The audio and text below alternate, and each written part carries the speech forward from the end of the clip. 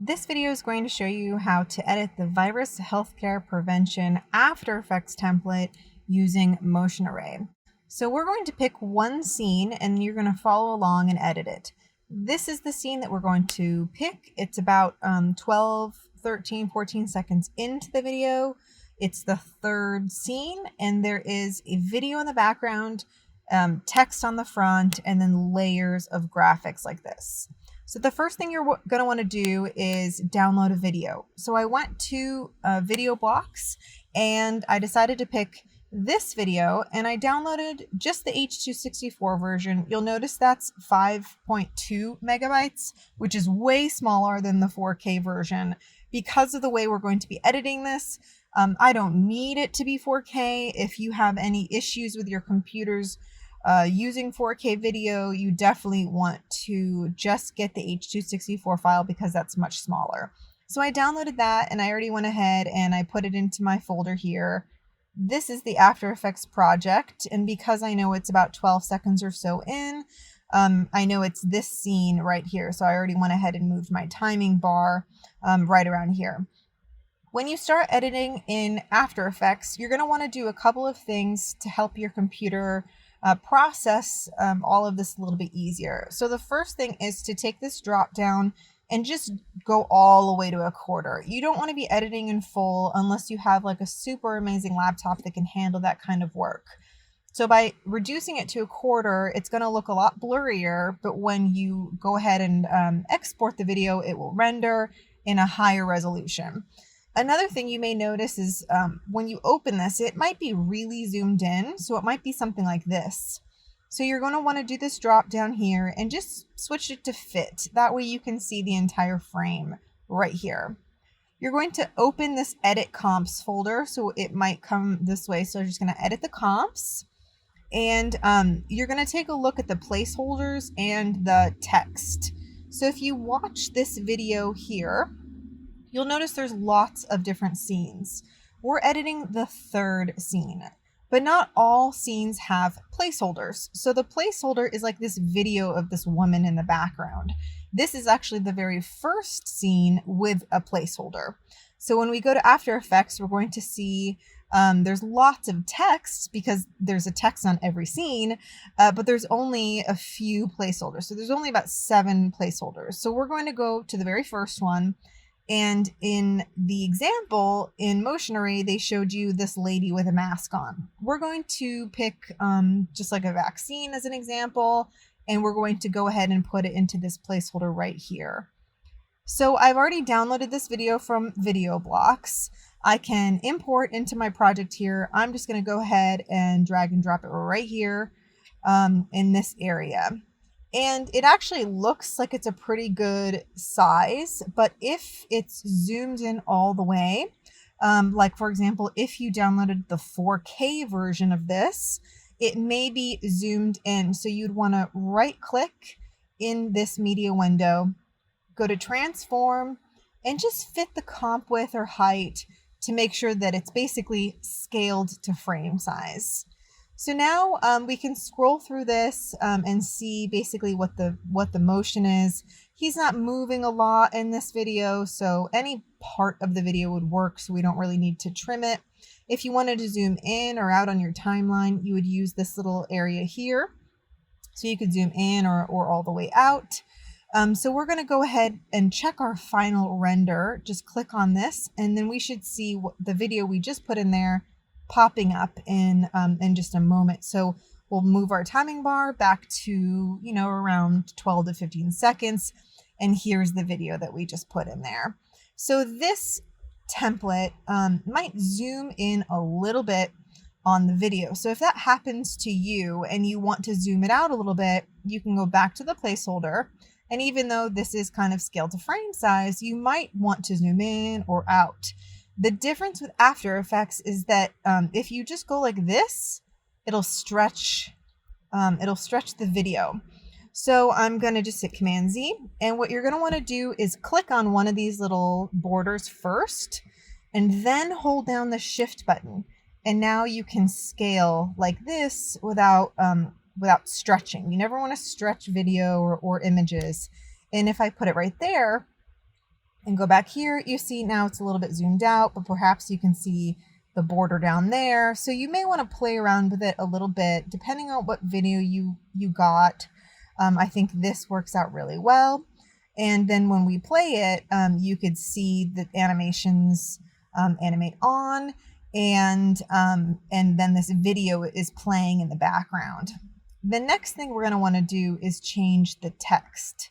So we're going to go over here into the text folder, and we know that this is the third piece of text because we've watched this video and we know that there's 3 scenes. This is the third scene here, and we're going to swap out wearing masks to prevent COVID with just some kind of random text about the vaccine. Normally, you would confirm the text you want on a stinger, a full screen, OTS graphic, whatever you're using this for. You'd always confirm that with the producer before you go ahead and add the text. The text should not just be the slug. Sometimes it is the slug, but you want to make sure that you confirm this because it does take a lot of time to edit After Effects, and you don't want to waste time rendering and then have to go back and change the text. So always confirm the text you want here. So let's go to text 3, and we're going to just double click in here and change this to something about the vaccine. So I'm going to put my thing in caps locks, and then just say like vaccine. For example, maybe we want to write COVID or coronavirus vaccine, and maybe we want to hit enter and put it on a second line. If we do something like this where it's now on the second line and we feel like perhaps the space between the lines is a little too big or maybe a little bit too small, we can edit all of that over here to the right. So these little A's on top of each other is how you move it closer together. You click and hold and then just drag or move it farther apart. So you can adjust some of these things here. You can also adjust the size, but the bigger you make it, the smaller you've now reduced that space between the lines. So you may want to adjust this ever so often if the template isn't exactly the way you want it to be. So let's go check the final render, and it's always going to tell you, hey, warning, you need to release your caps lock. So I'm just going to release that. And now I see here, I want to confirm that it is fit. And it says coronavirus vaccine, and I think that looks good. And I can read it, it's legible. Of course, I'm still only in the quarter resolution. If I really wanted to make sure that it looked good first, I would switch it to full before exporting. So I would go quarter and then just go to full to take a look. But sometimes, depending on the computer you're working on, you may not be able to do this, or it may take a long time. So sometimes you are just going to go ahead and export, even though you've only seen it in a quarter. Once you've exported, the video that you export will be the full HD resolution.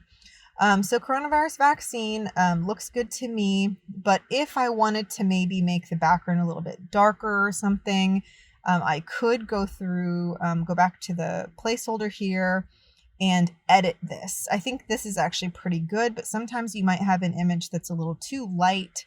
And in this instance, because the text is pretty white, we're going to want to edit this. So you can always go over to the help thing here, and you can type in like vignette, for example, if you only want a little bit of darkness around the edges. This video kind of looks like it already has a little bit of a vignette, but let's say you wanted to add a little bit more. This is your effects control. You could click and hold here and drag it to the right or to the left. If I go really far, you'll be able to see a little bit more dramatically. This is probably too much, but you can adjust depending on the image, and then always go back to your final render and see if perhaps that helps make the text a little easier to read. And in this case, it did, which is great. You may, instead of a vignette, perhaps want to just adjust the brightness of the entire piece. So you can always go over to help and type in brightness if you don't know where it is.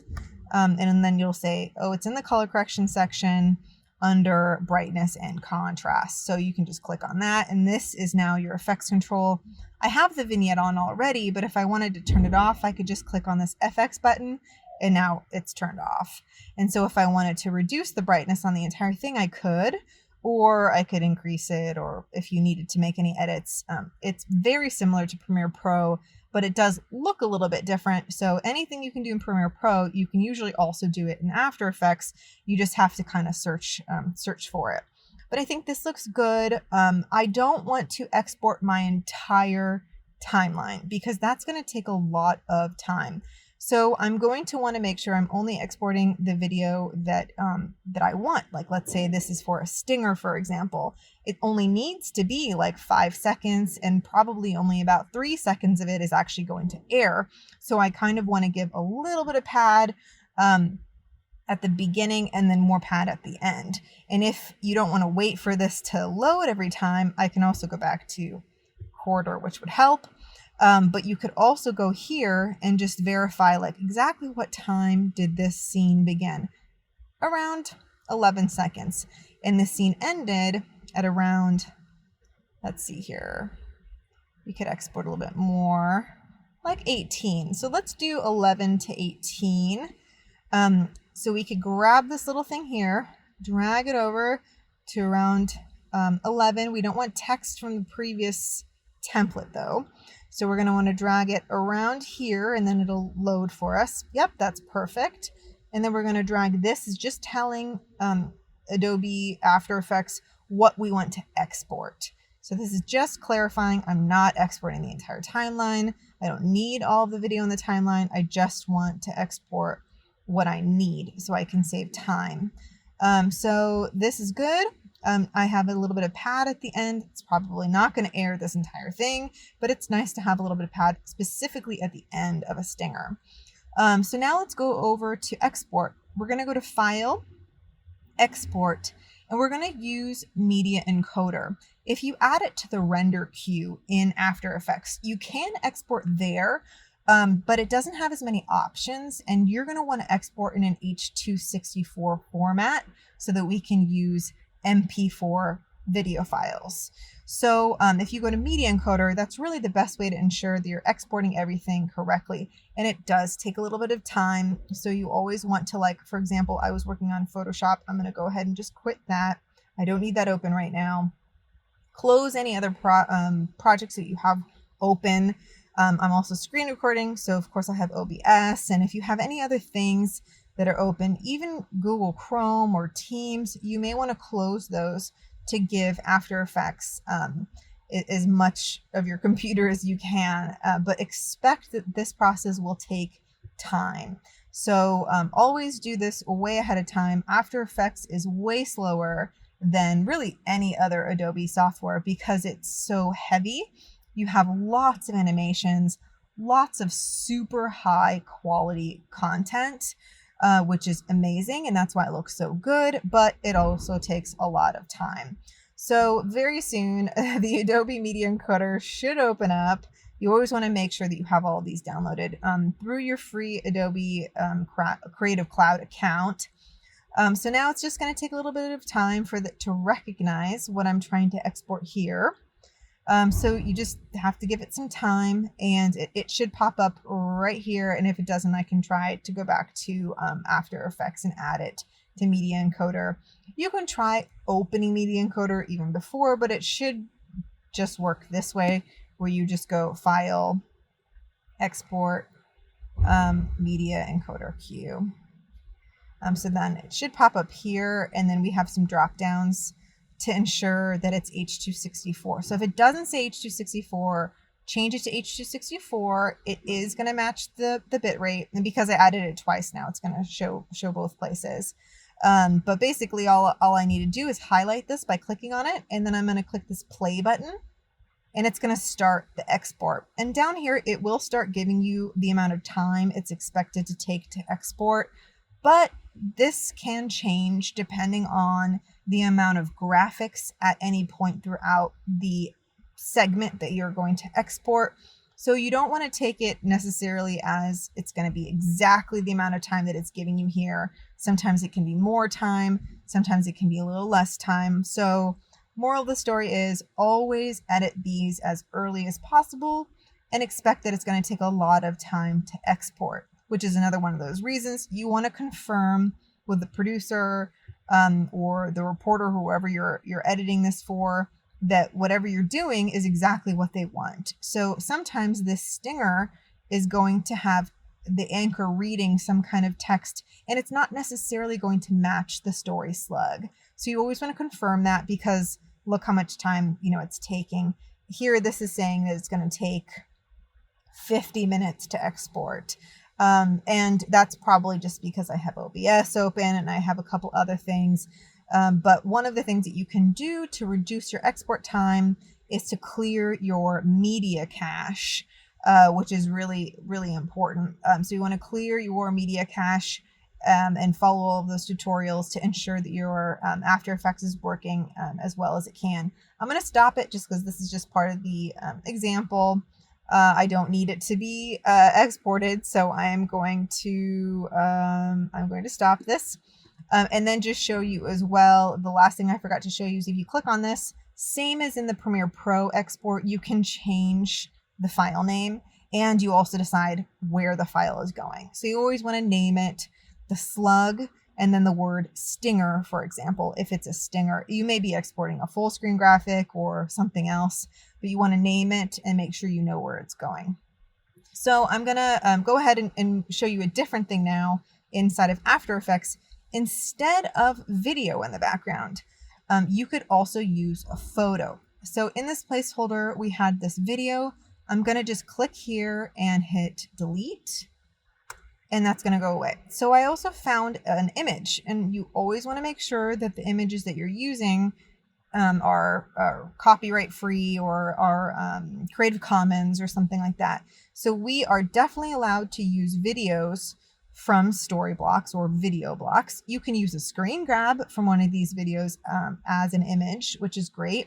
Or you can follow any of the other steps in our copyright lecture to make sure that the images that you're getting are not going to get us into any legal trouble or anything like that. So this is the image that I'm using as an example. I'm going to go ahead and right click transform, and I'm going to fit to comp with so it fills the entire screen. Then I'm going back to my final render, and I'm going to move my timing bar over here so I could see what this looks like. And in this instance, whenever we see this text come up, you'll notice that it is a little hard to read because this part of the image is so light colored. So if we go back to the placeholder, this is pretty white. So I could move this up a little bit, for example, and perhaps add a vignette like what we did earlier. So you could go in and just search for the word vignette again. And then once you've used After Effects a few times, you'll start to kind of understand where you can find all of these things inside of the effects panel. And then this is your After Effects effects control. Let's just increase the vignette, for example, on this one. And when we go back to final render, you'll be able to see this text a little bit more clearly. We may also want to do what we showed last time, where we go and reduce the brightness. So if we try that as well, that might work. This is stuff that you should really think about before you start editing, because if you know you have a white colored text, then perhaps you want to find an image that is a little bit darker in the background. Another thing you want to think about is picking images that don't have a lot of text on them, because I'm adding additional text. So you don't want it to be text on top of text on top of text, because it'll be hard for people to read the text you're writing, which is coronavirus vaccine here. And you don't want it to be redundant either. You don't want to pick an image that says coronavirus vaccine and then in addition add the words here. So that's something you want to think about as you decide what you're going to be using.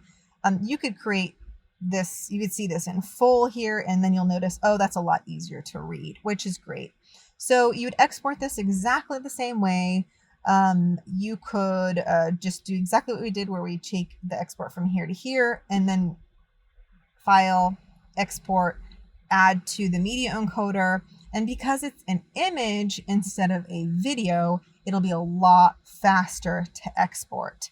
So we'll go over to our media encoder, and then it'll pop up in media encoder right there. We'll change the name to, whatever the slug was. Let's say it's coronavirus vaccine stinger, for example, stinger. And then I'm saving it inside of this folder. I'll just hit save. I'll select this one and I'll hit this little play button. And then you'll notice the time that it takes is a lot shorter. So adding videos inside of After Effects, great. It's wonderful to do. It looks very cool, but if you don't have a lot of time, or if your computer is just struggling to handle all of that, you may instead want to use an image in the background. So hopefully this made sense. The last thing I just want to show you with text is that, let's go here. Let's say I wanted to adjust some things here. I just wanted to clarify that you could do basically the same thing you do in Photoshop and Premiere Pro. You can change the font here. You can change, is it centered? Is it left? There's lots of things that you could do to customize this besides for just the size. Is it going to be regular, bold, italics, or whatever?